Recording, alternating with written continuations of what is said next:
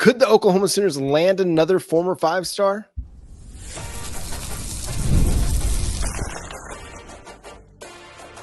You are Locked On Sooners, your daily podcast on the Oklahoma Sooners. Part of the Locked On Podcast Network, your team every day. What's up, Sooner Nation? Welcome to Locked On Sooners, and thank you for making Locked On Sooners your first listen every single day. Shout out to all the everydayers out there. Today's episode is brought to you by GameTime. Download the GameTime app, create an account, and use code LOCKEDONCollege for $20 off your first purchase over at GameTime. He's Jay Smith. I'm John Williams, and thank you for making Locked On Sooners your first listen every single day. We're part of the Locked On Podcast Network, your team every day. The Oklahoma Sooners are not quite done in the transfer portal. Over the weekend, they hosted a former five-star cornerback, one Denver Harris, Jay. Yeah, Denver Harris, he's infamous for speeding around at Texas A&M inside the parking garage. Yeah, if you've heard that story, that was a few years ago. But he was also part of that really big five-star class that they had where I think they had like 9 or 10 five-star players. He was one of the corners that was in that group. And to be honest, he was okay when he was there. Then whenever Jimbo Fisher was fired, he was one of the many that left, spent a year at LSU, and then he went last season at UTSA. And when I looked at the numbers from UTSA, he was actually pretty solid. Only gave up 42% completion percentage out there and 1 touchdown the entire season. So you could see that there was some maturity and growth out of him. So him coming here to Oklahoma and visit makes me believe that the Sooners think that there's still a lot of talent there, a lot of meat left on the bone that they can be taken advantage of because he only has 1 year eligibility. And to be honest, I've said this numerous times, John, and I hope everybody understands this. Brent Venables and his staff, they like their recruits. So they're not trying to get a whole bunch of dudes that's going to be here for 3 or 4 years. They're really looking for guys that can be here for 1, at most 2 years, so that the young guys can develop and they can continue to go that pipeline. Well, this looks like a guy that if he comes in, he's just far and away better than what you've got, then you can play him. But if he's not, you have a good veteran injury insurance for a guy on the outside. And I think that's what that gives you. Is he somebody that does not come with a little bit of risk? He does. He comes with a little bit of risk. He's been at 3 places in 3 years. I think that is a unique situation for college football. Bear Alexander is the only other one I can really think of off the top of my head that is just bouncing around in different spots. Right. But a lot of people like this kid's talent coming out of high school, not just the also-rans of college football. Again, he landed at Texas A&M when Jimbo Fisher was landing a lot of really talented kids. At the same time, talent isn't always all it's cracked up to be, and you've got to have the intangibles that go along with it. You've got to have the mentality that goes along with it. I think if Brent Venables and Miguel Chavis and Todd Bates and Jay Valai and Brandon Hall, all these guys on the defensive side of the ball are looking at this kid and like, all right, he did his time at the group of 5 level. Let's see what he's got. Let's see where his head's at. And let's see if he could potentially help us. Cause listen, they'll know how they feel about the kid after meeting with him. And they'll have a pretty good inclination as far as what his trajectory looks like if they were going to bring him on board. Yeah, and you can tell that the Sooners are looking at they're going to add another corner. That is going to be the goal. If it's not this cycle, it'll be in the spring portal. So if we don't decide to pick up Denver Harris, then there's a good chance that it'll be sometime in the spring portal we bring in another corner because we need another veteran. We need one more to go with all the young players that we have because, of course, you're bringing in 3 young corners. You still got, Eli Bowen as well as Jacoby Johnson trying to learn things out. But the good thing is that Gentry Williams is expected to be back next season. So that gives you 1 vet, but you still want to add 1 more big body guy. Denver could be that, but the question is, where is his head at? And I know that Brent Venables and Jay Valai and all of them are trying to understand that a lot better, where he is head-wise and if he's ready to really lead and be the veteran presence and the veteran voice that's needed. But I don't know. I do like the idea of kicking the tires on him. I mean, it's a low risk, high reward. Just as you said, John, if he does come out there and play well enough and be, leaps and bounds better than some of the other young players, then he's going to see a lot of game. If not, he's great insurance to have on your roster to put out there, especially if you're going to get a team that throws out 4 wides or 5 wides and you really want to have a good veteran corner just to be out there. He can play in that role as well. So it's not a bad idea. I'm totally here for it. I would like for it to go down, just to have that rehabilitation of another 5 star. Because if we can do that, John, that's a huge deal for going down the line. Well, and this is the time to make that leap of faith, because if Yeah, you wait until the spring portal window, you're kind of locked in. But if you bring him in the winter portal and he doesn't prove worthy of a roster spot come the spring portal time, processing is going to happen. Like, you're going to have to earn your keep, because this is just the way of the world now. Like, if you're not coming in and putting in the work, if you're not, becoming a part of the team and showing that you're willing to buy into the culture, I mean, the team's not going to hold on to you. They're not going to necessarily say, hey, listen, you're here and we're going to stick with you. And I mean, we're seeing processing happen all over college football. And I know it's kind of a dirty word, right? But that's right. kind of the reality of where college football is at now, unfortunately. And in some cases, fortunately, maybe, because, okay, you're not locked in to having potential head cases or problem kids on your roster for 4 years, Right. or for 4 months, like this is a very much like Marvin Jones Jr. This is very much a prove it year for Denver Harris. It's make or break. Either the kid is going to live up to expectations and become the 5-star corner that everybody thought he was coming out of high school and be somebody that could project into the top 50, top 100 of the NFL draft. Then it's got to happen this year. Yep. Otherwise, you're probably going to get drafted at some point, because people will like the measurables. They'll like some of the intangibles, but you've got a lot to prove, man. And listen, I like that they're taking some flyers on some guys. This is kind of how you have to operate. This is very much what happens at the NFL level, right? We keep going back to that. College football is going to operate in a similar way as the NFL now. You're going to see these guys. It reminds me a little bit of what the Dallas Cowboys have tried to do over the years and take chances in low risk situations to try and unearth some talent that's out there. So it's, again, the thing that concerns me, here's the only thing that concerns me, is bringing in a guy that's bounced around like that and throwing him into a very young cornerback room. Yeah. If you don't have a strong leader, a strong voice in a Gentry or an Eli or a Malik Hawkins or a Jeremiah Newcomb, if none of those guys, if those guys are able to be influenced, it could potentially not work out great unless Denver Harris comes in and he is everything that they hope he's going to be. Yeah, and that's the thing, is you want to make sure that you have a veteran presence and a voice up there that actually leads everybody. Now, you wouldn't expect that out of Denver Harris.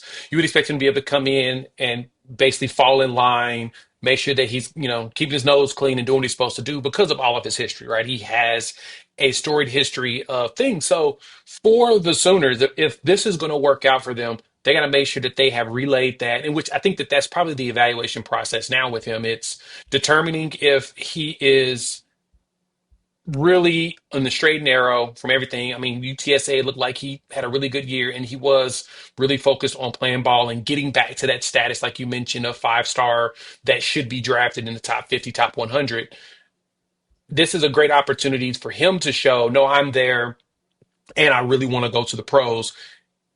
Playing in the SEC with Oklahoma, honestly, with the young secondary room, could be it. Now, him not coming to Oklahoma, I could totally see, because he may be looking for an opportunity to start at a bigger school and like start now. There's no guarantee at Oklahoma. There's opportunity for it, because if Gentry comes back from that shoulder injury and he looks good, he's going to be the one that's going to play alongside Eli Bowen. You're going to have those two going with Jacoby Johnson doing a lot of rotating, and Jeremiah Newcomb is going to probably get some run, him and Devon Jordan, and then you're going to rotate your young guys in Malik Hawkins and Cortland Guillory. You're going to want them to play as well. So for Denver, he's going to have to be okay with busting his butt and trying to take a spot rather than expecting a spot to be handed to him. Yeah, and that's going to be the case for a lot of Oklahoma Sooners this spring and fall. Who are some true freshmen that are going to be able to potentially earn a role? We'll discuss that coming up next here on Locked On Sooners. This is a message from sponsor Intuit TurboTax. Taxes was dealing with piles of paperwork and frustrating forms, and then waiting and wondering and worrying if you were going to get any money back. Now Taxes is easily uploading your forms to a TurboTax expert who matches to your unique tax situation. An expert who's backed by the latest technology, which cross checks millions of data points for a 100% accuracy. While they work on your taxes, you get real time updates on their progress and you get the most money back guaranteed. And while you go about your day, no stressing, no worrying, no waiting. Now, this is taxes into it, TurboTax. Get an expert now on TurboTax.com. Only available with TurboTax Live Full Service. Real-time updates only on iOS mobile app. See guarantee details at TurboTax.com/guarantees. Again, thanks for making Locked On Sooners your first listen every single day. Shout out to all the everydayers out there. Tune in and subscribe to the show wherever you get your podcasts. We're free and available on all podcast platforms and on YouTube. So hit that subscribe button, hit that notification bell to let you know when new episodes drop. Jay, it was moving weekend for the Oklahoma Sooners during a snowy, wintry mess. I hope everybody was out there, was safe, and got through it okay and didn't have any major issues. So we had a really good mailbag question sent in. We're going to try and do this more and more over the offseason. So if you've got questions, hit us up at Locked On Sooners on all your favorite social media platforms, or you can email us lockedonsooners@gmail.com, or you can leave a reply in the YouTube comment. Just type in bold question for mailbag so we can see it. Jay, this one comes from our guy, Raid Zaman over on X. He asks, which freshman do you think could see significant playing time and have an impact year one? So let's pull one from both sides of the ball. If I'm going to pull one on offense, the obvious would be one of the offensive linemen because that's kind of the expectation, right? But I'm going to be honest. I think Elijah Thomas is going to be the one that's going to jump out and get a lot of playing time early. He was the Oklahoma Gatorade Player of the Year and the Oklahoma Player of the Year.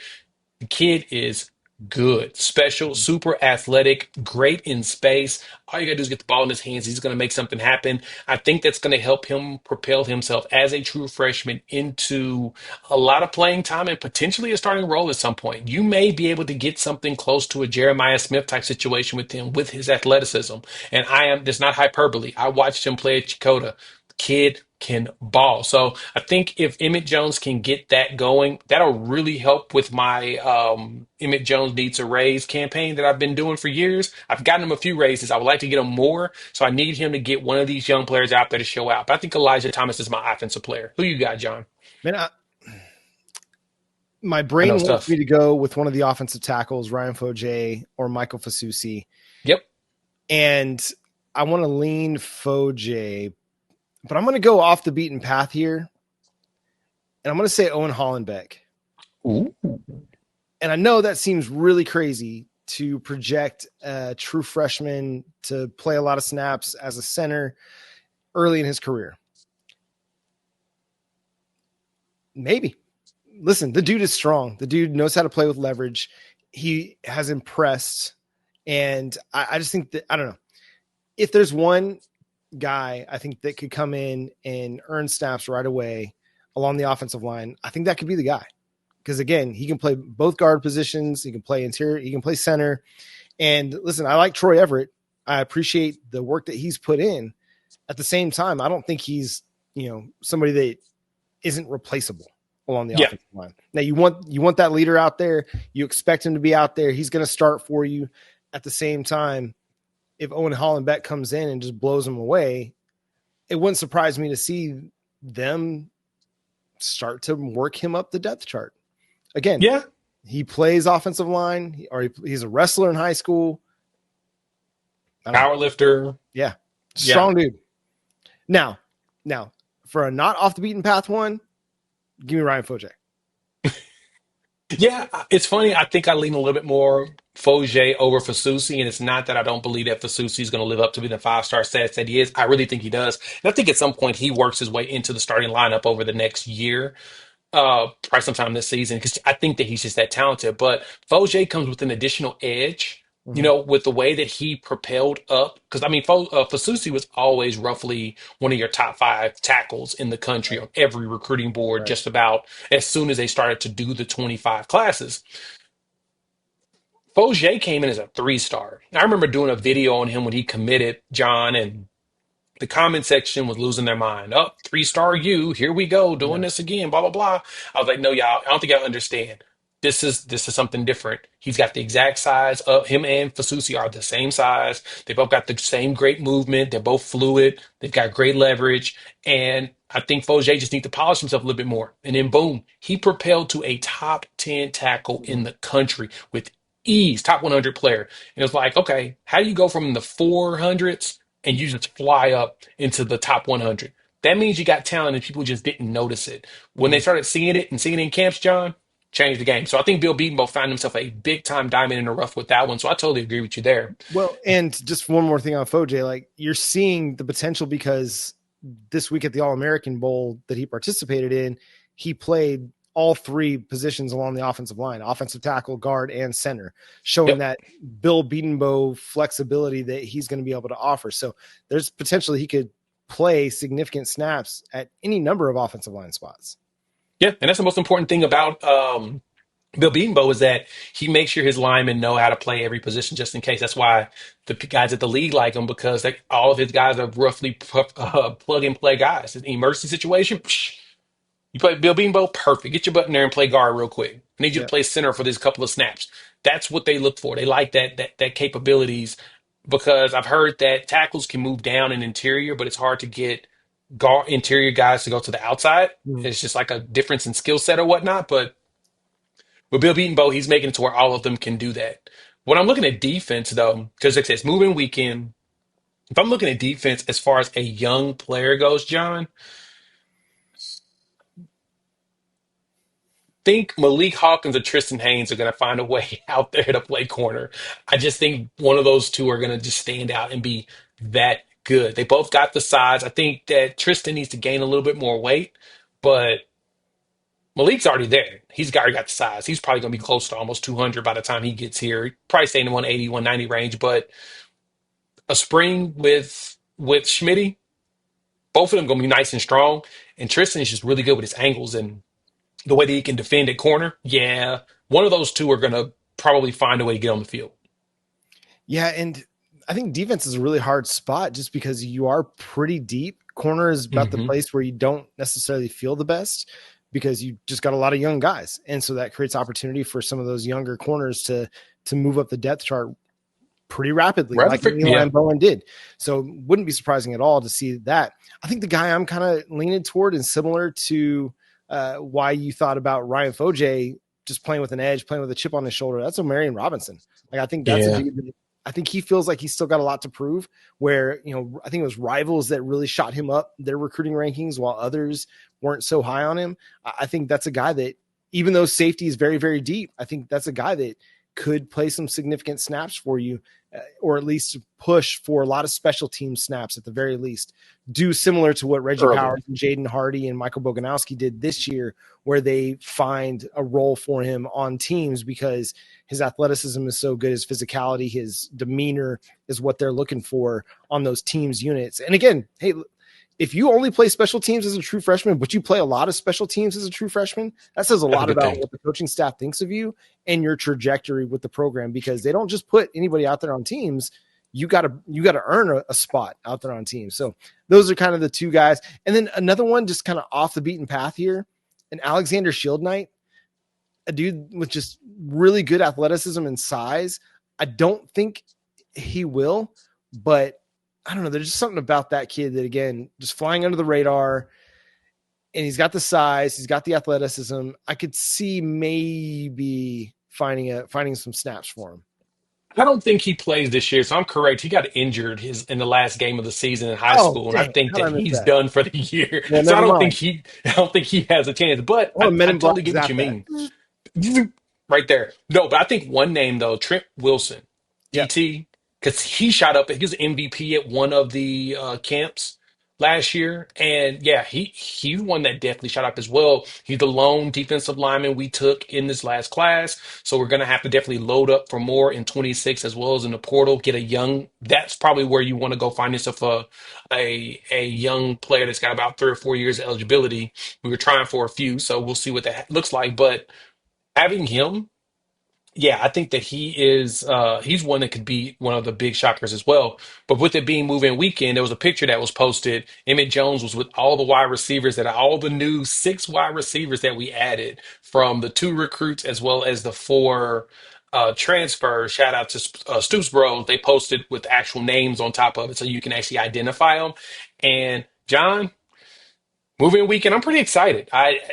I talked about Elijah Thomas. I think that he's going to probably be the one that stands out the most, but Manny Choice is going to probably be something dangerous. And Giovanni Gibson, we got to talk about wide receiver room later on this week. Yeah, I think it's going to be one of those position groups that flies under the radar going into 2025, but it won't take long for people to be like, oh, okay. Like, all right, this is a lot better than I thought. Mission accomplished. What did we learn from the college football playoff semifinals this weekend? We'll discuss coming up next here on Locked On Sooners.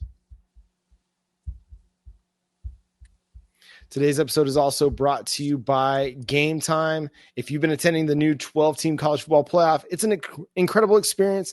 It brings fans together like never before. I can remember the excitement of past playoff games and can't wait to make new memories with the updated format and extra teams involved. GameTime has a new feature called GameTime Picks that makes getting tickets for your events even easier. It filters out the fluff to show you only incredible deals on great seats so you don't have to waste time searching through thousands of tickets. I've found some great seats using GameTime Picks to find tickets for upcoming events. Browsing through the deals was a breeze. Even found great value for all kinds of seats throughout the venue. The super deal in particular stood out as the best value for the event. Love that I could see the seat views before buying and that the app shows the total cost up front when you toggle on the all-in pricing with no surprise fees at checkout. With that all-in pricing toggled on, plus the on-time ticket delivery and lowest price guarantee gave me complete peace of mind. So take the guesswork out of buying tickets with Game Time. Download the Game Time app, create an account, and use code LOCKEDONCollege for $20 off your first purchase. Terms apply. Again, create an account and redeem code LOCKEDONCOLLEGE for $20 off. Download Game Time today. Last minute tickets, lowest price guaranteed. Again, thanks for making Locked On Sooners your first listen every single day. Shout out to all the everydayers out there tuning in. Subscribe to the show wherever you get your podcasts. We're free and available on all podcast platforms and on YouTube. So hit that subscribe button, hit that notification bell to let you know when new episodes drop. Jay, what was one of your biggest takeaways from either the Notre Dame win over Penn State or from Ohio State's win over Texas, or both? That honestly, that the playoffs is actually better than we expected it to be, because that's the right setup. Like the semifinals is when it really matters most, is when you pay attention. But I'll say this, John, if there's anything that would make this even better, first 2 rounds on the homeschool team's field. Take away all these extra bowl games that have been allocated and keep those to be towards teams that don't make the playoffs. Keep it in that realm, because people still like to travel to those games. And to be honest, people claim that they thought that the bowl games will be watered down because they're meaningless and no one cares about them. But viewership is what's up on every single bowl game this year. We were watching all the most random ones on a Tuesday night because it was great. It's just fantastic entertainment. So keep those bigger bowls, just rotate your top 4, if anything, for the semifinals. Maybe do that. Or heck, you can do it semifinals also on home fields, and then have the national championship at a big spot. So I know some people keep saying they want it to be the Rose Bowl, similar to the way they do it baseball for in Omaha. Now, move that around all those locations. I think it's a lot more fun to move them around. All the 5 big bowl games, from the Rose Bowl, the Fiesta Bowl, the Orange Bowl, the Sugar Bowl, and the Cotton Bowl. Make those your 5 destination spots and allow them to have the games, and then let the other bowl games go back to what they used to be traditionally, matchups with certain conferences, so that we can get those games and get peak places for people to go that are warm in the wintertime, so they're not stuck somewhere up cold to go watch a game. The only time it should be a cold weather game is if a Penn State or Ohio State or a Michigan, any of those Big Ten teams that are old school legacy Big Tens, actually get a playoff berth and they actually get a home game. Besides that, no.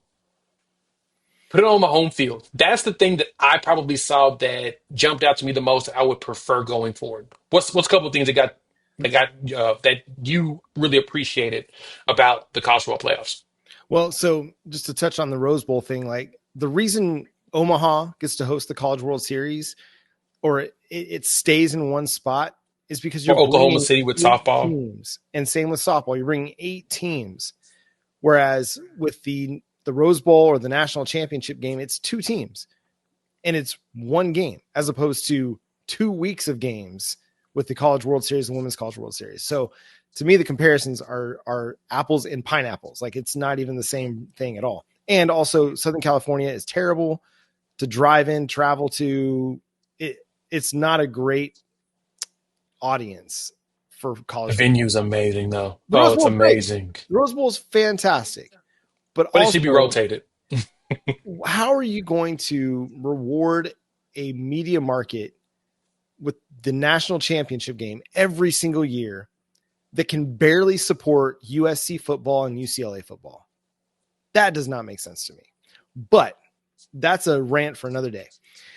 On the college football playoff. So watching these 2 games most recently, though, 2 things stood out. Defense matters a lot. The teams that had the better defenses won. Notre Dame and Ohio State. And they had really good defensive plays from their edge guys, from their defensive lines. Do you see the plan? Do you see the process? This is what Oklahoma's trying to accomplish. Create a defense that can go do that. It just so happened that their offense was stinko, and it didn't matter that the defense was good. Yep.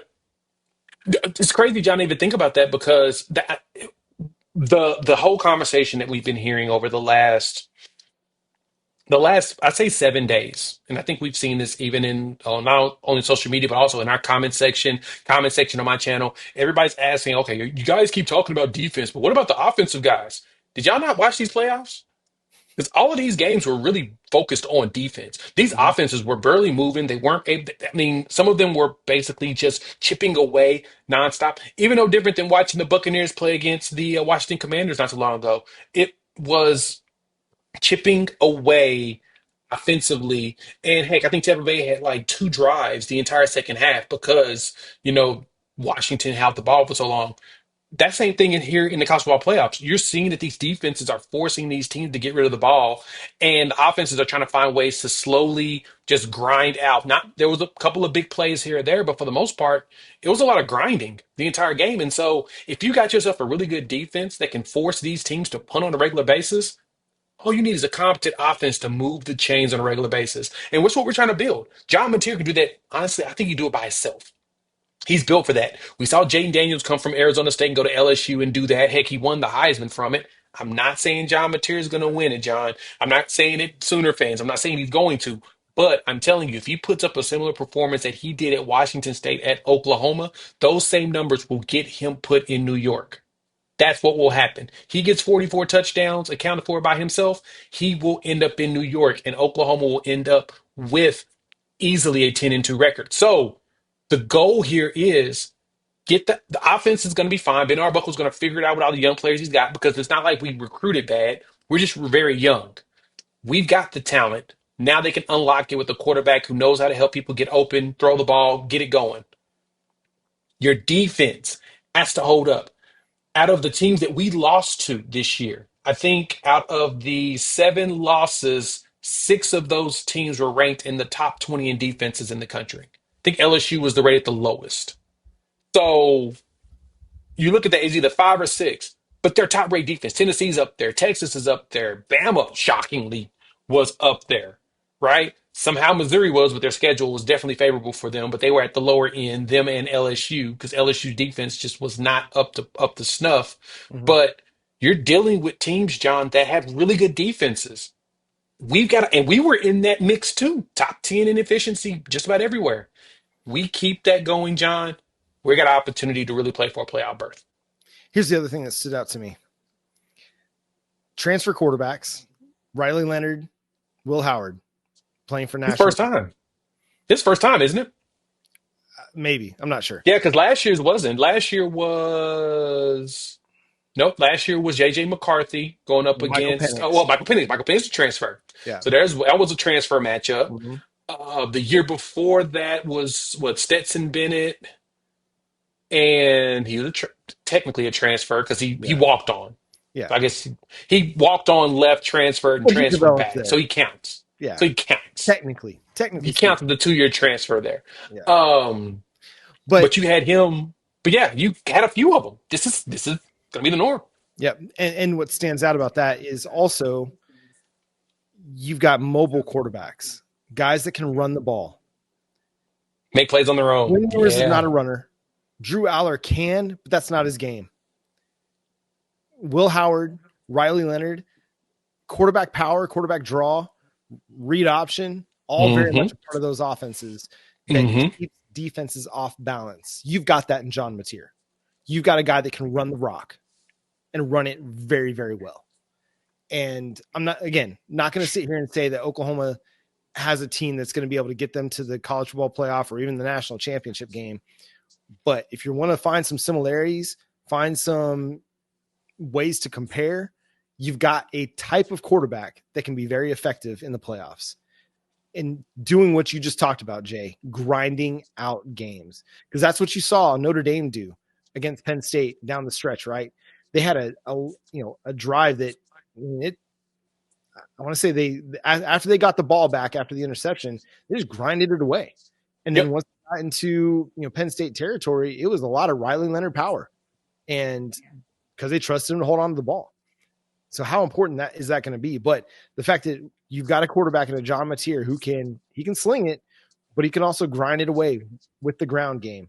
And I think that gives you a recipe for success for Oklahoma to take some pressure off the defense by having some good time of possession. So it's going to be fascinating, man. Just competent. That's all you need is competent offensive play, and you're fine. Mm-hmm.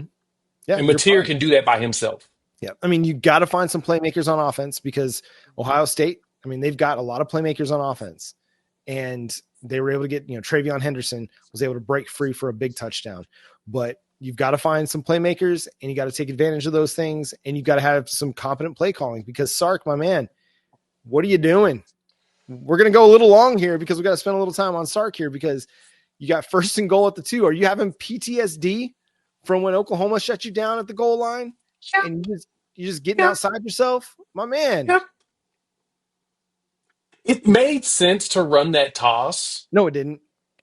It did because running up the middle hadn't worked. So you were hoping to catch them off guard, but you're also dealing with Caleb Downs here. Mm-hmm. To me, you've been better off passing up the ball than running the toss. Right. But I got the reason. It just wasn't smart to do it against Caleb Downs moving down the line. He was prepared for that. And so for me, it was like, yeah, you probably need to throw the ball more, or just do this, John. Put in Arch Manning. You prefer him anyway. Put in Arch Manning. Let him run the ball. That way, you've got an extra player that can run, and they have to find that extra. You have to find that extra defender to stop him. So Arch Manning probably would have caused more problems there. But you put the ball in the hands of the guy that you honestly don't trust, and we've seen you not trust him. And that sack was poetic justice. That was exactly what I was expecting to happen. He's going to get sacked, and he's going to lose the ball, and boom, it happened. The unfortunate thing for Texas is they returned it for a touchdown. And that just basically just opened up the game and just finished it off right there. So, like I said, I got the toss, but it was not the choice that you should have made. It should have been put in Arch, throw the ball, QB power, something. But Ohio State's also really good at stopping people in the red zone. Like when Oklahoma was at its best. That's what we were really good at the entire season. Yeah.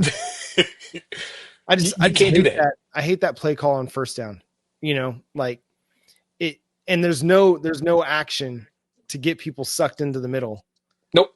There was no like dive action there to where you could then toss it. There was nothing. It just was all wide, and I don't know. College football players are too fast to try to score from 8 yards deep from the end zone. Right. It's just not going to work. And then, I think you saw Ohio State kind of learned from Arizona State's mistake. When Arizona State sent the house, Ohio State only sent 4. And they trusted their pass rush and their coverage to be able to do something. Now, Ohio State's talent, far superior than Arizona State's. But especially when you've got 2 edges like they've got, you can afford to just send 4. But that's one of those situations where you can compress everything, 10 yards in the end zone, not a lot of room for Quinn Ewers to work, and they were able to make him think about it. And to be honest, like he didn't really have any time to think. Actually, screenshotted it. He had 2 seconds. Yeah.